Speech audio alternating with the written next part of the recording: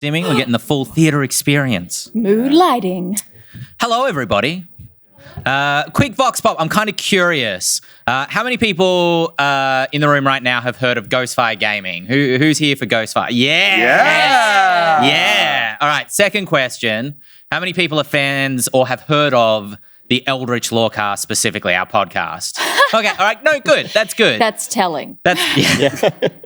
Well, for the rest of you, you'll be able to learn right now. And then how many people are here kind of curious about authoring adventures, writing their own content for D&D or other tabletop role-playing games? Excellent.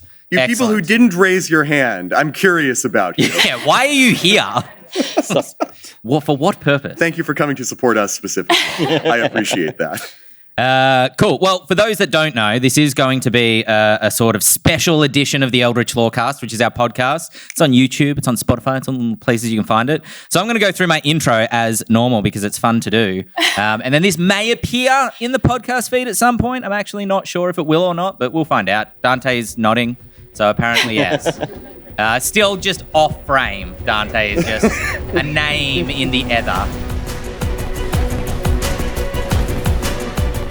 3, 2, 1. Hello, everybody, and welcome to this week's episode of the Eldritch Lorecast, the #1 D&D podcast and tabletop RPG podcast in all the realms. That's right, PAX 2022 started again just to host the Eldritch Lorecast here, and we've made it. We're all here. Well, most of us are here.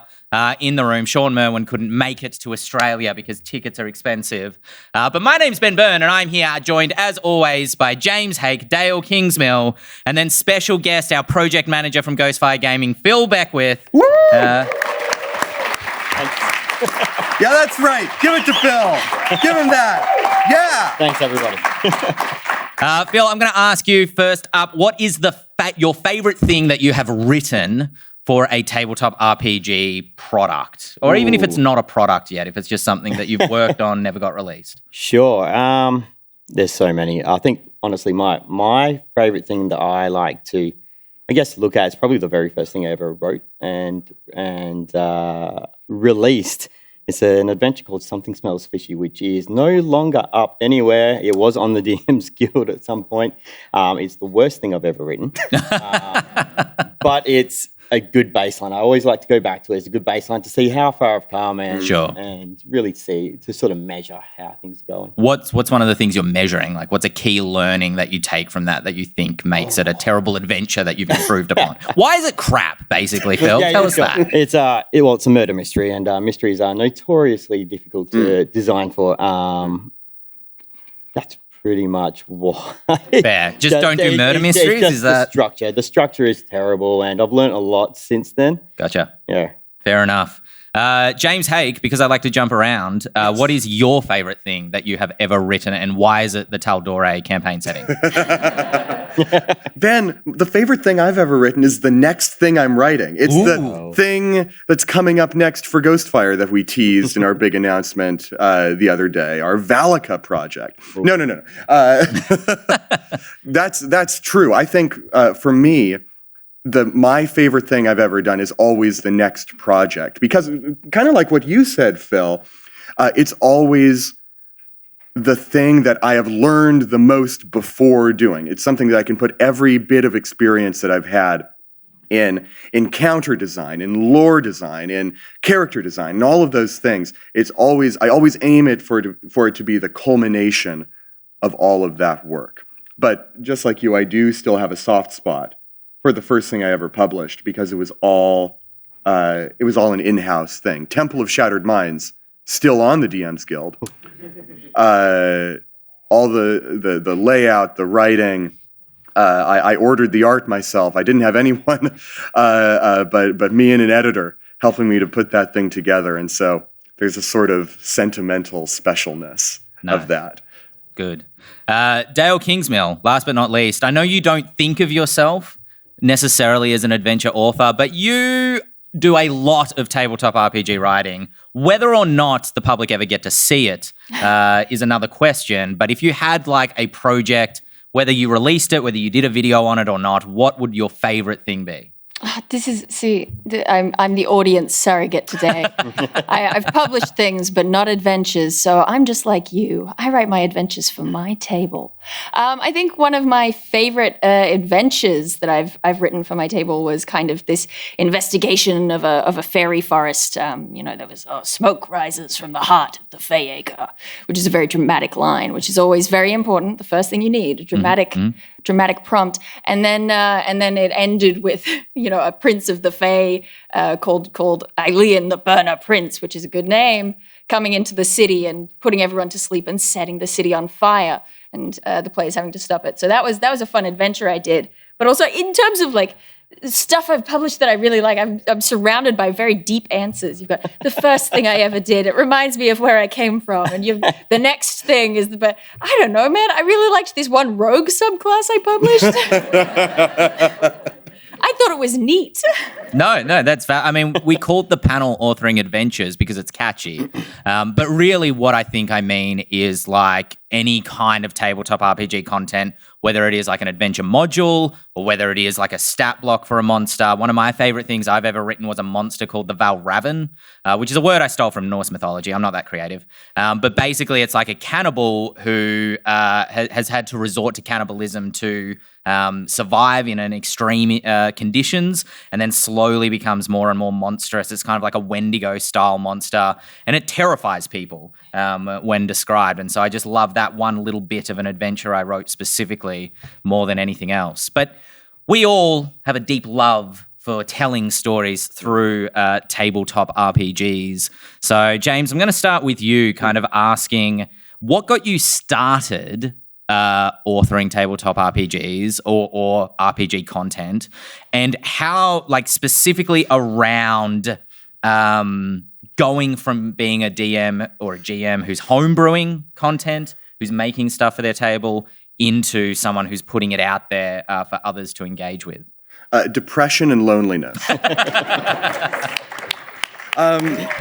No, the story behind it starts when I graduated high school in Washington State in the USA, and I left for college. Sorry, PAX Aus. I left for uni.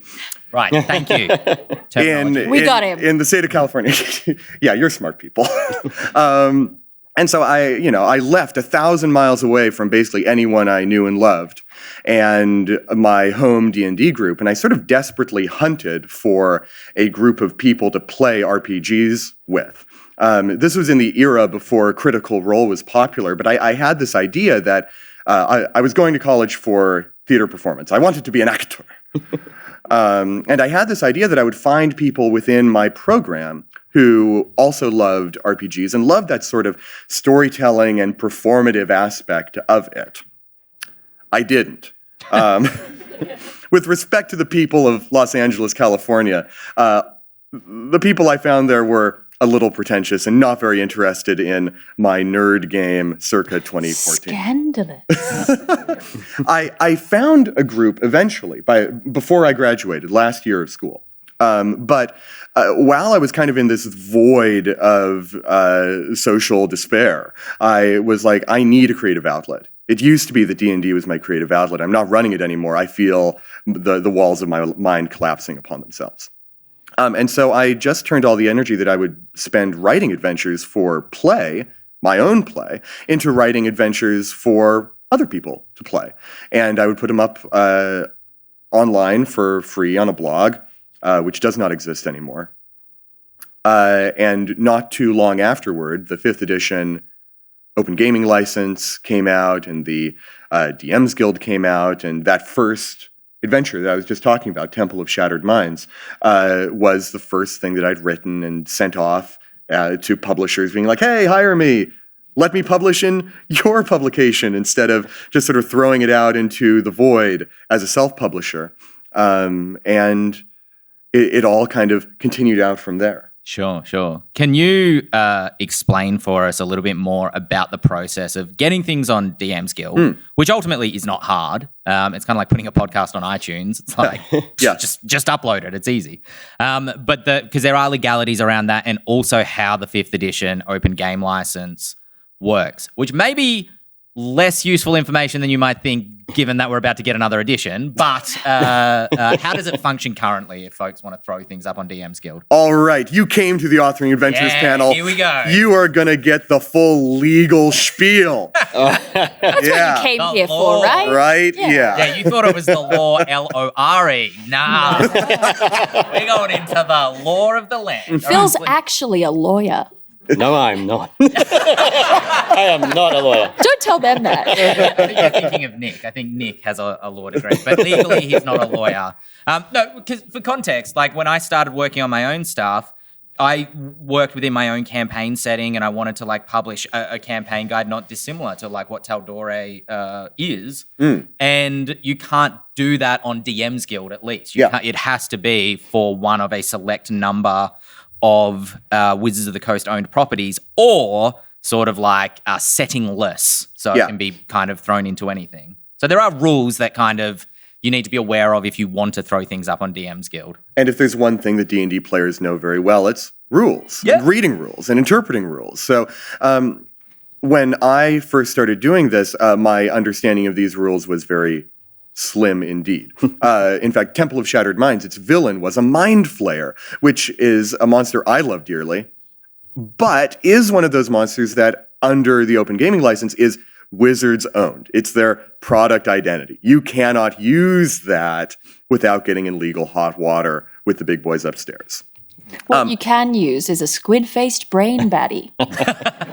Yes, you can have Similar, store brand, but legally distinct. and the DM's Guild is a solution to that problem. One of the great benefits of the DM's Guild is that you give wizards partial ownership of what you create and partial cut of what you make when you sell it, but in return, you are able to use all the stuff they own, whether it's the Forgotten Realms or Mind Flayers or Beholders or Elminster himself or something like that. That's the trade-off that occurs there. Shall I really go into the weeds about these legal documents? I could, but I'm not sure that's good. That's good podcasting. Familiarize yourself with the Open Game License and the system reference document, and you'll be fine. Like, just be aware they exist. Basically. There's a lot of actual good deep dives into this out there on the internet. Just be sure you're aware of it before you step into the murky waters of publishing. I guess this is what I'll say as the last word on this, is that write something that you love, work on the fun part first, and then before you put it out there, before you get into the stuff that sucks, that will, throw a blanket on your fire, have fun. Have fun writing D&D, and then go look and figure out what it takes. And if you're worried about anything at all, the DM's Guild is a good sort of safety basket for you to publish in, because you can basically do no wrong, legally speaking, as long as you publish there.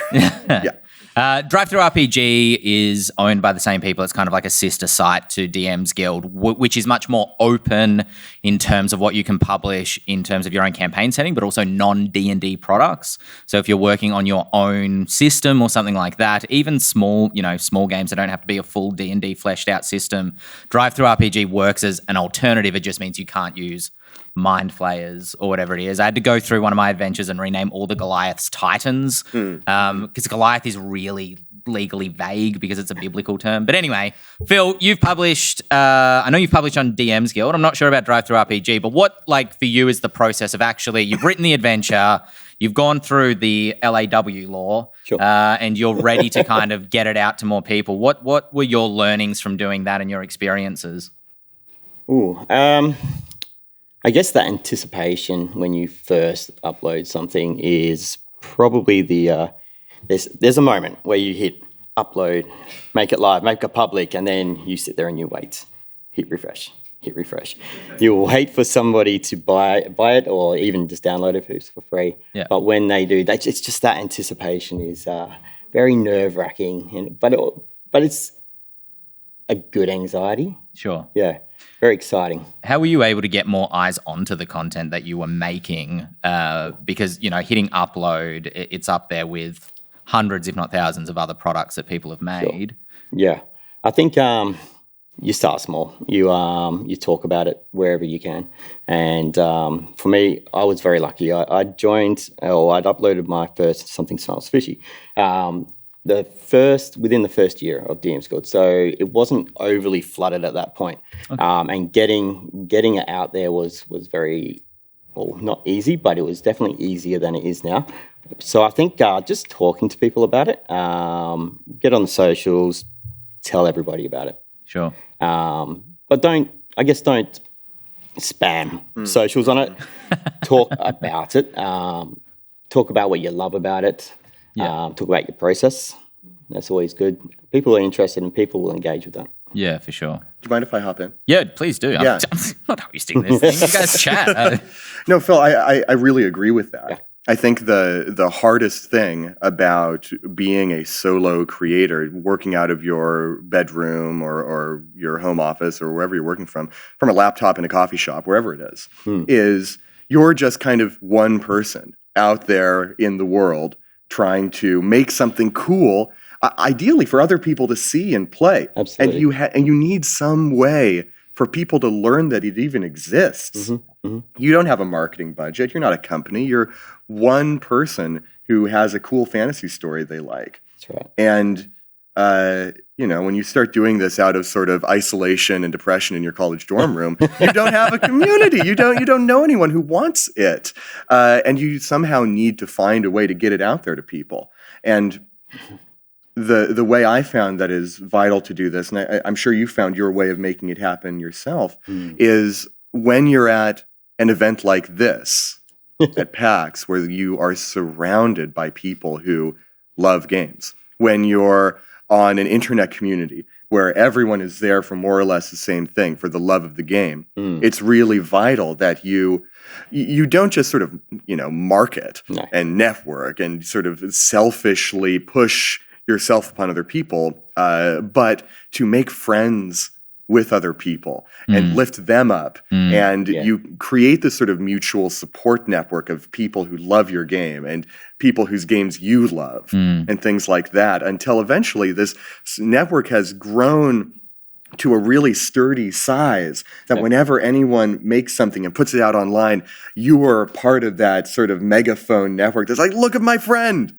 Look at this cool thing my friend made. Everyone had better look at this. Absolutely. And it will kind of happen in return. And the creative community is amazing. We generally support each other, and high tide rises all ships. So it definitely is the case with the adventure or the D&D writing community, especially in the indie space. Okay, this is where I want to hop in as well, because this is my question where I don't have to be an audience surrogate, and I do have something to say. So I'm in a weird place because I largely my brand is me, right? So I have a YouTube channel and I publish stuff for free through there all the time. I've published more stuff for free than I have on the DM's Guild, for example. And it's such a different thing. The goal when you're looking to become a published writer for tabletop RPGs, it could be different things, right? So my thing is, entertainment, building my solo brand, and I have my network and my community, but that's very different from someone who is working towards writing for a company like Ghostfire or one day writing for Wizards of the Coast themselves. In that case, you're really looking to publish enough stuff and become recognized enough as a writer that you have something to show them, to say, look, no, I can do it. And it just comes down to slightly different prioritization in terms of discoverability, recognizability, all those sorts of things. But like you two are saying, the base element is always going to be engaging in the D&D or tabletop RPG community on Reddit, on Twitter, those places. And I'm just saying, nerds have a huge advantage for this industry because we are so used to, for many, many years now, forming strong connections online. at a distance. We don't have to meet people to have incredible bonds with them. You know, I grew up on forum play-by-post RPGs. That's kind of where I got my start. And, you know, you've got your dark sides of the Reddit and Twitter D&D communities, but it's people are posting stuff there all the time, and you can get in there, read their stuff, comment on it, say what you like about it, and then you end up with these connections, and they'll read your stuff, and it just snowballs from there. It's really just about engaging with people until eventually, ideally, you reach the point where you say your name and someone goes, "Oh yeah, I've heard of you. You wrote this thing," and that is the best feeling in the world. Yeah, Absolutely. At that point, you know, you might, I don't know, hit a situation where suddenly you're working with other people. And Phil, I kind of wanted to ask you, because I know that even before you're working for Ghostfire on sort of larger scale products, even when you were publishing to DM's Guild, sometimes you weren't just on your own. You got to a point where you were working with a team of people. Can you talk about what that experience is like and what goes into that, and just working as a team in terms of like resourcing artwork, if you know, or editing or formatting or those sort of things? Yeah, sure. Look, I think that's probably one of the best things about the creator community is when you start making those bonds and those relationships, that you begin to meet people with many different skill sets, and one person isn't always going to be, you know, the best at all trades. So the more that people come together, they can take different roles within these projects, and for an indie developer, it's actually a really good thing because that limits the amount of budget that you need to, say, get an editor. Because if you're splitting, or if you've got a collaboration happening with an editor, and they're a part of the project team, and you're splitting your royalties or what have you, then you don't have to put aside that budget for the editor, because they're a part of that team. They're a part of the beginning of that creation. Gotcha. And it's just amazing working with other people and bouncing ideas off people. That's really where the creativity stews from. Dael, I know you've done a lot of collaborations as well. You recently had something come to, was it DM's Guild? Yes, it was. It was. I just think it's funny that you say that you've done it a lot, because I actually think that I work solo most of the time, and so then I'm suddenly thrown in the deep end when I'm working with someone else, and I go, "Oh no, people, how do I do this?" But no, I've published a couple of things as a duo. So I've never worked as part of a writing team. Gotcha. But I've done multiple projects now where it's me and one other writer and designer and an editor, which, thank the stars that I'm not in charge of picking up all the typos and making sentences make sense. But no, it is this weird little thing where you suddenly, I'm so used to getting to have the run of the mill when the run of the king's mill. I couldn't help it. Brand. There it is. Always we got it in branding. there. Always be branding. Always be branding. ABB. But yeah, no, suddenly going from I can do whatever I want with this design, screw anybody else who doesn't like this, I like it this way, and then going, oh wait, no, okay, they're on this page, and I have to suddenly get across there. So my most recent project was working on something that I'd never really done before. It was sort of ancestries. It was a big set of ancestries for Spelljammer, and we wanted it to be very alien. And so I was working with VJ Harris, who has done that stuff before. And I sort of pitched an idea, and they were like, that sounds great. And we seemed to be on the same page, but the first time we got together and showed each other our work, I realized that we were not. We were designing quite different things in quite different ways, and suddenly having to readjust my whole view of what the project was and what it was going to look like at the end. But you know, it's learning to share. I feel like it's not that hard ultimately. It's just a little bit of a realignment. Yeah, gotcha. James, you very famously have worked on the Taldore campaign setting. I bring that one up because we can't talk about Valaki yet, so I can't ask you what it was like working with Sean. But working with Matt Mercer, who, you know, Taldore was very much his baby, and you were kind of coming in to help realize that. What was that creative partnership like in terms of, I don't have an end to that question. Go. What was it like? Yeah. Yeah, I mean, Dael and I have an interesting sort of shared history, being that we both kind of got our start with Geek and Sundry in a big way. You doing videos with them, and me being a little editorial intern in a corner somewhere when Critical Role was first getting started, because they needed some that branding cross promotion on their website, someone who knew D&D. And through that, I wound up meeting Matt Mercer just kind of off the cuff when he was like, I need to write a book. Who here can write and knows D&D? Just running through the office. Like, Yeah. I need a book. I know, I'm writing a book. You. And we wound up basically being the two people who wrote that book together, just kind of writing in a Google Doc at the same time. It was a start to a lovely friendship and a creative partnership that, you know, extends out to this day. And it helps that Matt embodies the spirit of collaborative creativity incredibly well. You know, his nature as a DM of the caliber that he is, he shares his creative energy with anyone who is a collaborator in his story, whether that's a Critical Role cast member or me, a fellow writer, or any of the other fellow writers that have worked in the Critical Role universe doing novels and animated series and all the things that are too hard to believe are actually happening right now. And so for that very first book, it was like jank in a very wholesome way because we just had Google Docs. We were often writing at the exact same time, and we would have those little moments where we were like writing. Oh, sorry. Oh, you were writing over there. All right, I'll go somewhere else. And you swapped. Also, okay, well, I'll go back to the first thing. What I like about that is the Google Docs partnership is such a universal experience for teamwork, but yours is clearly so different to mine because I'm usually teamed up with someone in a drastically different time zone. So for me, it's a delightful little, I'll wake up in the morning and check what they've written in our shared doc, and you're just frantically trying not to crash your cars into each other. and that relationship has evolved a lot over time between the original Tal'Dorei campaign setting in 2017 to Call of the Netherdeep, which came out very recently in partnership with Wizards.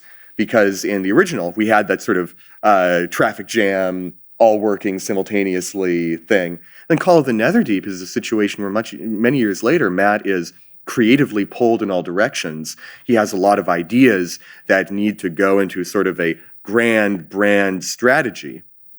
And I'm a person who, because of repeated collaborations, he can trust with his creative setting, which is a lot of pressure in addition to being a great honor. And so he's just like, yeah, well, here's what I was thinking. Here's a baseline, some ideas that I had in the beginning, and go ahead and run with it. Okay. But then it becomes a very different sort of creative relationship. Sure. It's one where it becomes a relationship almost more like what you were talking about, where it's like you do your thing, I do my thing, we come meet in the middle, we like show, oh, you did that? Oh, I did this. Oh, that doesn't match up. Oh, let's except now it's more of I've written this whole manuscript. Go make sure it lines up with what your plans for the next 3 years are creatively in your multi-100,000 viewer Twitch campaign sort of situation. And you know, it often returns a laundry list of good, love it, but it needs to change. This doesn't fit at all. And luckily, we're very much of the same mind. Our creative goals are often very aligned just by, I guess, who we are as people. Yeah. And so the sort of, this doesn't work at all, what the hell do you think you're doing? That never really comes up. Gotcha. Well, that's good. You're on creative levels. Yeah, and generally those are the sort of people who you wind up working with over and over and over again. People whose minds are similar to yours so that you have sort of a similar creative soup that forms the foundation of your work, but also whose experiences are just different enough that you continue to create complementary content instead of identical content. Gotcha. Phil, I wanted to ask you, because you've gone from, like we said, DM's guild style, kind of working as part of a team but still fairly independent publishing, to working as the project manager for Ghostfire Gaming, which is not, I mean, we are an independent company, but it's a much larger scale sort of thing. What is your day-to-day, just for folks who are curious about, you know, you're not really writing. You're not like in the trenches so much. You're kind of like making sure it's all coordinated together between the writing team, the editing team, the artists, the layout, the graphic designers. What's that like, kind of moving into that role?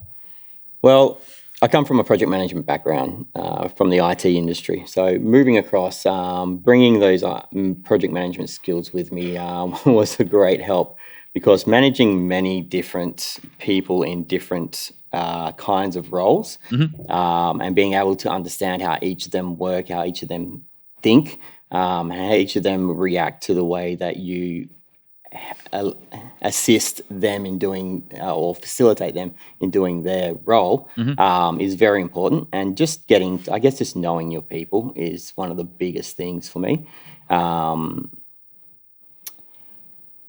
also, I mean, with Ghostfire, we've got people all around the world as well. So we've got people in Europe, we've got people in the States, we've got people here in Oz, and it's working with teams overseas is a big job, and just understanding where everybody's limitations are and what their backgrounds are and sort of what they're dealing with in their part of the world can always be a tricky thing to manage, but it's definitely very rewarding having so many people from so many different backgrounds come to the forefront and really contribute to one big creative push. Super rewarding, especially when you see the outcome of the product or the book that comes out of it, and it's just something super special. Gotcha. And the fact that you have both that project management experience and that creative publishing experience is really vital. I think of creative people, whether they're YouTube video makers or writers or artists or graphic designers or musicians or whatever, as kind of like dogs. We like to have a big yard to run Wait. Like in a lovely sort of way. In a lovely sort of way. Dogs. You looked at me. Because we were talking about dogs earlier, Dael. And our mutual love of writing. Yeah. But, if you let us out in the field, we'll kind of run away. Yeah.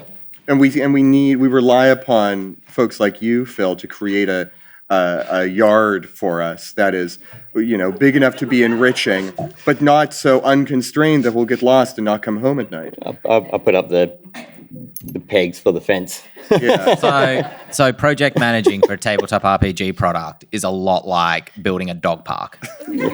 So if you've got dog park building experience, you'll be all right. Maybe that wasn't my most considered metaphor. The lesson learned today. Yeah, great. If you walk away with nothing else. Cool. All right, we'll go back and forth, both sides. We'll get through as many as we can. We've still got half an hour left, so hopefully plenty of time. Starting on my left, because I'm left-handed. Hello, sir. Hey, how's it going, guys? Good. Good, thanks. Big fan of your Grim Hollow work and stuff. Just wondering, with Wizards' announcement of One D&D coming out in the next few years, how does that then impact your story writing over the next couple of years until that launches? Sure.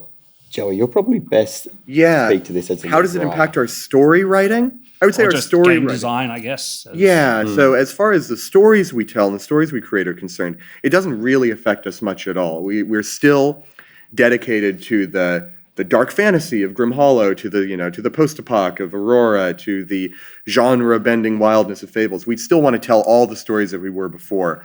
But we do have our eyes on the horizon of like we were talking about at the beginning of this, do we still have the ability to publish under the OGL? Will we stick with 5th edition as it exists? Will we be able to move towards whatever One D&D becomes? And, we ask ourselves these questions every day, but the answer is unknown. The future is unclear, and we have no crystal ball. So we make our plans as best prepared as we can with the limited information we have. Still very early days. Thank you, guys. Thanks. Jumping over this side, I can't quite see with the lectern in my way, but yes. Hello, I'm literally dressed as a dog to help with the metaphor. Great. Perfect. Oh, you're an RPG writer. Gotcha. Yeah. I'm hoping that this question applies to not just RPG writing, but any sort of form of writing. Sure. I think I'm one of many people who has been raised to be quite hesitant of not just the internet, but I'm quite hesitant of putting myself out there. I'm a bit nervous when it comes to social media because I'm very aware that the stuff we put out is there forever. Do you have any advice for other people who are nervous? This is especially for Dael, but it's for all of you. Do you have any advice for people who are nervous about creating their own brand? Pseudonyms. Oh, isn't it delightful? There are so many great tabletop RPG designers out there who run under pseudonyms largely. Mike Shea goes by Sly Flourish. You've got Think Geek, who I don't even know what his name is. There's all these people who they find their foothold, they find their audience. And just like streamers, there are streamers go by their gamer tag, and we're really fortunate that within tabletop RPGs particularly, you can publish under just a name that you think is cool, and it becomes a little bit of a brand identity, and you can decide later on if you want to reveal your actual name to anyone or not, and you don't even have to. Maybe it's just because, again, acting background, I do think that applies to any form of writing or any form of artistic endeavor. You can be a Banksy, you can go out there and be known by something other than your actual name. I don't think in the world of building a community online, I don't think that it's really much of an obstacle at all, because I think people are so used to it now. Yeah. Mm-hmm. Thanks so much, guys. Thank you. Jumping across here. Hello. I'm slightly too short for this. With a name like Eldritch Lorecast, I like to think a few of you have worked on some creepy and some horror content. Am I correct in believing that? Yes. Maybe. I have a question about writing horror for campaigns, because sometimes something can sound scary in your head, or it can seem visually scary, but putting it into writing in a way that is actually scary and comes across as scary in the campaign is a different thing altogether. Do you have any tips for that? That's a really good question in terms of like writing specifically, because I get asked a lot more about like running games to be scary rather than writing specifically to be scary, because I'm sort of the opinion that like when it's, a campaign guide, a module, and I'm not sure if you'll agree with this, is kind of like a play script. It's meant to be performed or engaged with by the group rather than be read for the entertainment factor, if that makes sense. And so like if you read a film script or a stage play script, they don't necessarily, it informs the director or whoever it is in charge that this is meant to be scary, but it's kind of up to the director how they're going to present that to their audience. I think when it comes to tabletop RPGs, one of the best ways to make something frightening is figuring out a way to mechanically threaten the players. So that, an example from Grim Hollow, which I put into my campaign relatively recently, was changing how long rests work, so that a long rest takes like 2 or 3 days of downtime. The 8-hour sleep is only a short rest, and then you can take a quick rest just to use hit dice over like the course of an hour. And it means that traveling between towns becomes more scary, because they can't just like day 1 fight, sleep, day 2 fight, sleep, and they get everything back each time. That 5-day kind of journey becomes suddenly much more frightening, because they're losing resources and they have to stretch out what they've got over a longer period of time. The other key to that mechanic is that you cannot get a long rest at all inside a dungeon or the wilderness or something like that. You have to be in a safe place to get that long rest. So making the players feel mechanically threatened on the sheet is much more instantly effective than sort of, just trying to be like, this is scary, writing that down. Even like the Valravan is a monster I talked about earlier. It applies a frightening effect, and it's like a mechanical, everybody makes a save, and if you fail, you become frightened. So it's a mechanical thing that hopefully translates into a scary encounter, but it's up to the GM to present the monster in a frightening way from the description given in the book. I love the idea of mechanics that generate fear, right? So it's very different to D&D, but there's a game out there called Dread, which is using a Jenga tower. Yes. Every time you do something, you have to pull a block out of the tower, and it builds this tension. You're like, oh no, it's gonna happen. That game upsets me. Exactly.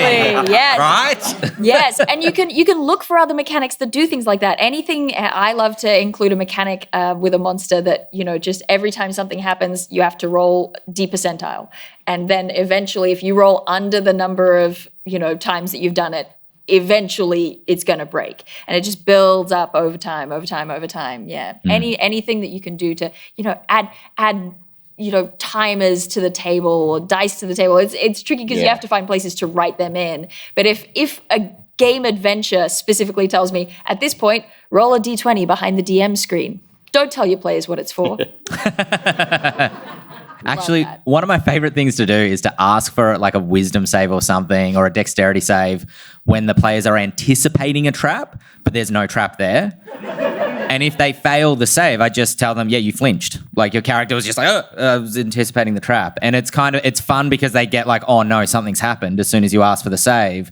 And then there's that like relief after they realize that nothing's going to happen to them. So what we've all been talking about here in many different ways is what master of horror and suspense Alfred Hitchcock talks about. It's suspense is the driver of true fear.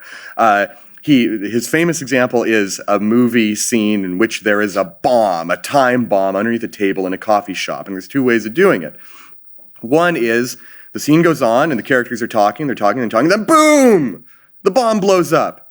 You may have been shocked, but you were not in fear. Fear requires seeing the bomb, seeing the timer,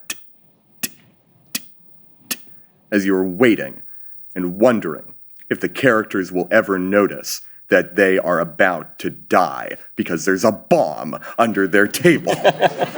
And there are a lot of great ways to build suspense in RPGs. And knowing that something terrible is coming, a Jenga tower, a trap that may come or may never come, are great ways to do it. I am, I am looking to borrow a mechanic from a great RPG called Blades in the Dark, a heist RPG. Yeah, there we go. In which they've got a mechanic called clocks, which are a publicly visible sort of pie chart, a circle divided into 4 or 6 or 8 parts that you fill in at the table as things start to go wrong. And the players know that things are starting to go wrong. But they don't know exactly how fast that clock is going to fill up. Is it going to be 1 segment when this thing happens? Is it going to be 2? Is it going to be 3? Is half the clock going to fill up all at once? And so there's this growing sense not only of something bad is happening, but also we don't know how fast bad things are happening. Mm-hmm. That always keeps them in suspense, and that builds fear. I'll just add to that as well. Don't be afraid to use tropes. As much as writers tend to like to try and move away from tropes, you've got to be always original. I find in horror writing that tropes are good. They're prompts to allow the players they know how they're going to react to certain things. They know how they're meant to feel because of, say, hearing a scamper in the background in a dark, lonely manner.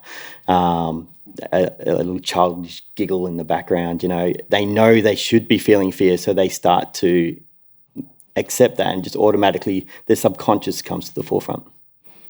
Thank you so much. Thank you. Jump across to this side. Hello. Hi, this one's a bit short for me. We should have swapped mics. Yeah. Damn. A longtime fan of Ghostfire Gaming. Love your stuff. Thank you. This is a question for you, Ben. Where did you get both conceptually and mechanically the idea for the Monster Hunter class that's on the blog? I wear my inspirations literally on my sleeve because this is a Witcher kimono. Witcher watch. The Witcher watch. Yeah, we got it in. I actually looked at a couple of different things because Matt Mercer's Blood Hunter was cool, but it wasn't quite scratching the itch for me that I think The Witcher does, which is that you are knowledgeable about monsters. It was described to me on another podcast that I can't remember the name of, I'm sorry. It was a video game podcast, but they were like, a witcher's like a plumber, but no one else in the realm knows how pipes work, And so, and what's fun about that is you have this person. We have so many superstitions that kind of came about in the real world due to illness or unexplainable natural phenomenon. And when you play through The Witcher, no, it's fairies are attacking this person, or no, it turns out there is a dragon living in that mountain, or whatever it happens to be. There's a lot of fun in that, but fun in discovering that and being knowledgeable about that when everybody else is being superstitious. There's a mystery there to solve, There's fire coming out of that mountain. The locals think it's a dragon. Oh, it actually turns out it's a portal to the elemental planes and there's some big elemental in there instead. But just very quickly, I didn't want it to be a straight port of a Witcher to 5e, even though it is kind of that. Especially because that's hard to do, because a Witcher kind of has so many tools that it can use. It's hard to pack all of that into one class.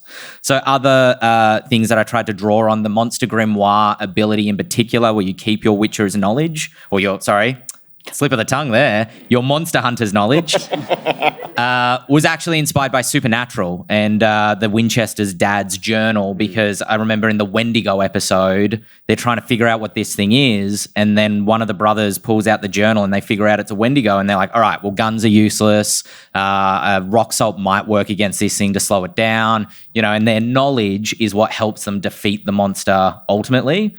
It also, just very quickly, I was playing a game where I was the player, and we were fighting some crazy monster that my friend threw against us, and it seemed immune to certain things and resistant to other things, and it couldn't be grappled and all this, that. And I was like, I want to know what this thing, like, how do we attack it? I can't figure it out in this combat. I wish I had some form of ability that my character knew how to attack this monster because it recognized it, because he was, educated in this type of thing. So it was kind of all those personal experiences. There's a bit of Ghostbusters in there. There's a bit of even Horizon Zero Dawn with the Trapper. It was the Scorpion anchor was kind of Aloy trying to pin something to the ground and then knock off the weak parts. So yeah, all of that's in there.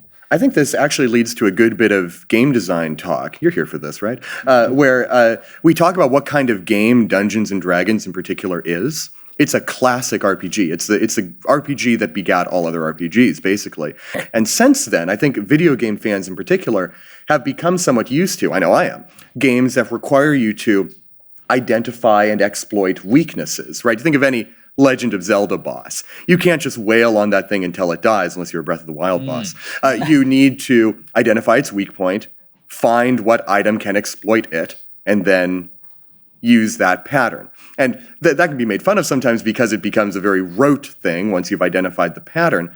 But in D&D, that does not exist at all. And some people can find that a bit frustrating, where you really the solution to any combat is hit it until it dies, or figure out its elemental resistances and avoid that damage type and then hit it until it dies. I think, I personally really love monsters that have that sort of identify its weakness. The Death Star Exhaust Port. The Death Star Exhaust Port. Death Star Exhaust Port. Right. Yeah. There's a sort of storytelling in that, where there's not just, we'll all gang up on it and kick it to death. But there's an identification, there's a process, there's a sort of 3-act structure to a fight. And I think if you're playing D&D in a way that's different from how it's intended, having tools like this and knowing and letting your group know that they have a different sort of gameplay experience ahead of them, where they need to be inquisitive and identify these things about a creature before it can actually be beaten. That's a good sort of thing that you talk about at the beginning of your game. This is not D&D as you expect it to be, as it's written in the rule books. This has a Monster Hunter-ish twist on it.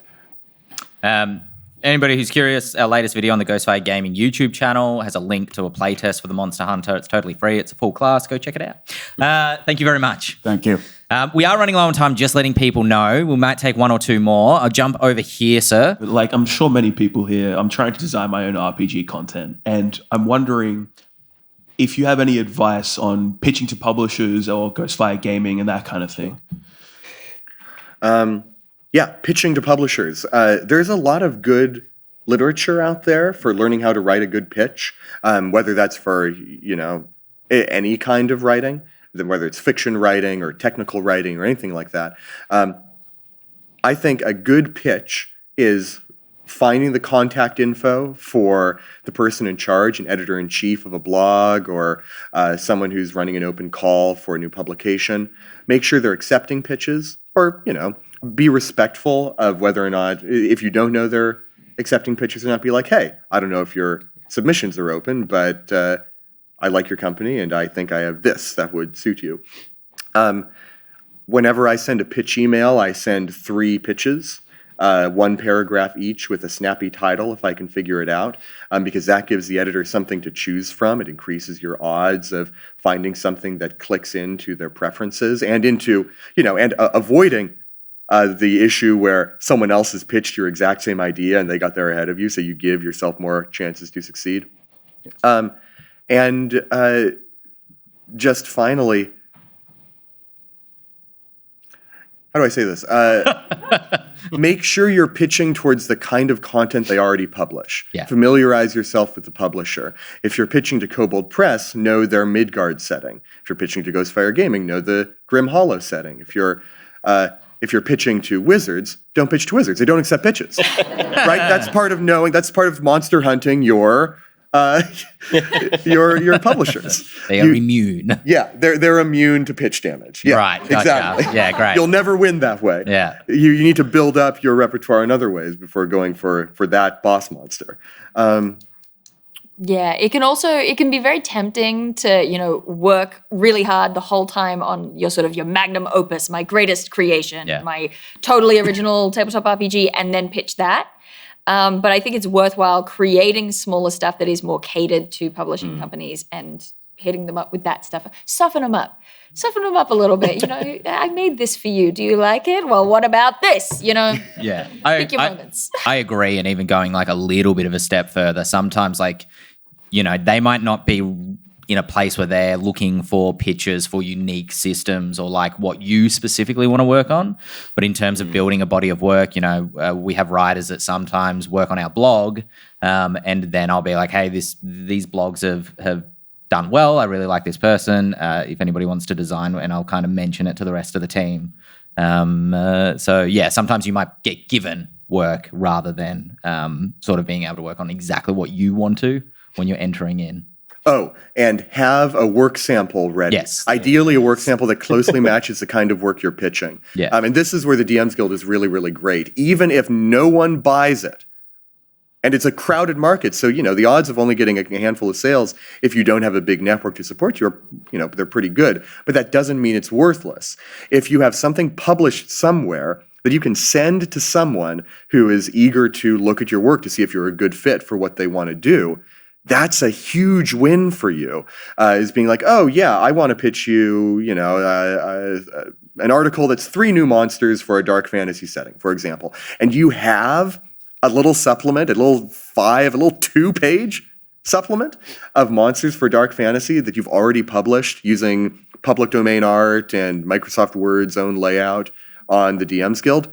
That is... You are head and shoulders above 90% of the other people pitching just by that alone. And you can probably do that. A 3-page supplement, public domain art, published in Microsoft Word on the DMs Guild. You can do that in anywhere from 1 week to however long it takes. I don't know. If you're just starting, I've been at this too long. Depending I'm on out your of touch. typing speed. Yeah. I'll also add to that when pitching to companies and you do get that foot in the door to start talking to it, keep in mind that most publishers are probably planning 2 years into the future already. So they've already got projects going. So it's not highly likely that you're going to be able to be publishing, say, that year per se. You'd be looking at a 2-year ahead look. Thank you.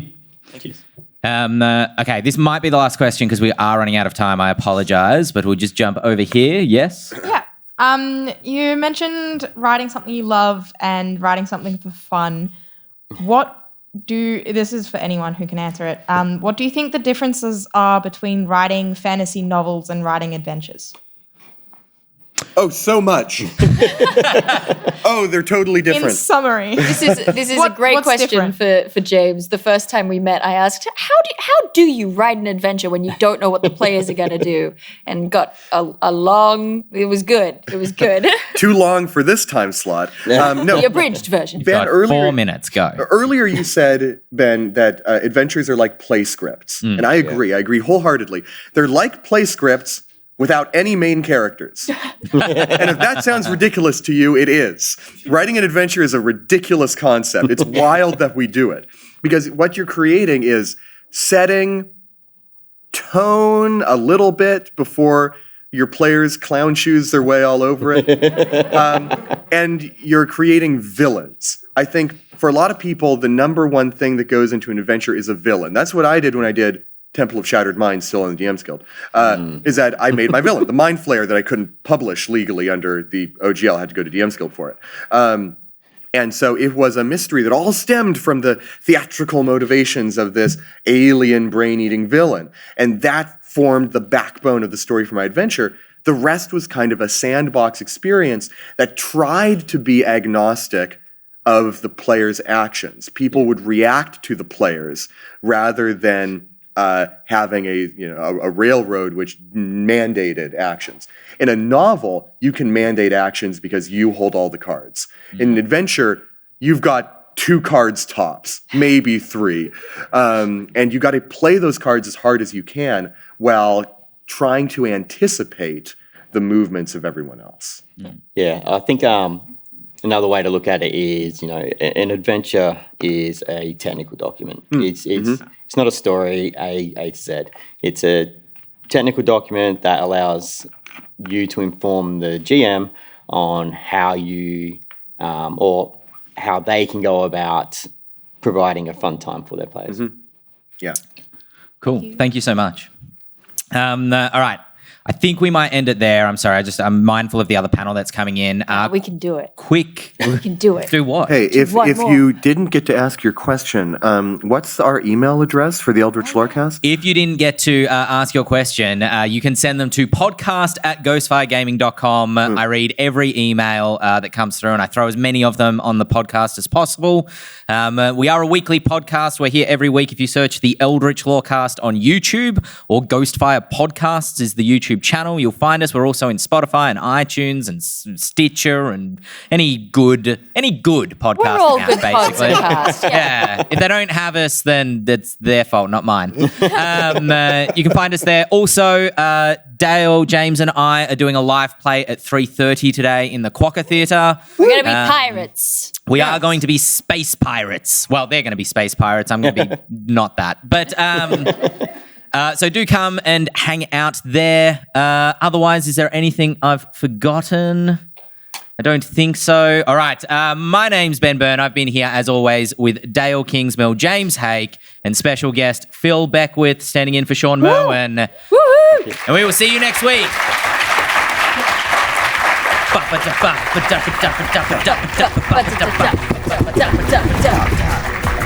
Thank you.